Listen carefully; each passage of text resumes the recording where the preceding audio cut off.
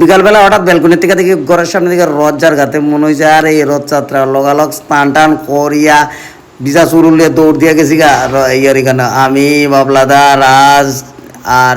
সুবির উপরে তারা আসলো না অবশ্য আমরা 3-4 জন আসলাম আর সঞ্জয় মিলিয়ে আমরা গেছি গিয়ে একটু রথ টান দিলে এলাম রথ টান দিয়ে বলে পাপ মোচন হয় অনেক পাপ করছি রথ বেগাই জায়গা দেখি আমরা টান দিলে মানে এমন পাপ মোচন হইব তারপরে দিকে এখান থেকে গেছি গা রথ টান টুন দিয়ে একটু সামনে আমরা একটা গিয়া দিকে একটা চাপা ফুল গাছ সব আশি ককল মিললে এক লোকের চাপা ফুল পারাত লাগে গেছে এত সুন্দর চাপা ফুল হয়ে এলাম এত সুন্দর গন্ধ আর এই দেখো কীরকম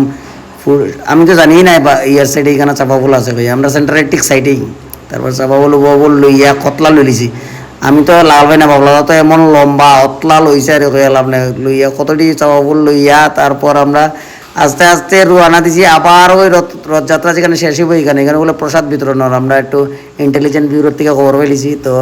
সবাই মিল্লা গেছি প্রসাদ খাওয়া গিয়ে দেখি অত মানুষ মিল্লা প্রসাদ খাওয়ার তো আমরা সব বই গেলাম নিচে লেডা গাইলা বইয়া সবাই মিললে এক লোকে বইয়া প্রসাদ খাইলাম আমার মানে মজাই লাগছে প্রসাদটা খুব স্বাদ হয়েছিল সবাই মিললে তো জয় জগন্নাথ আজকে জগন্নাথ পূজা খুব ভালোই কাটলো।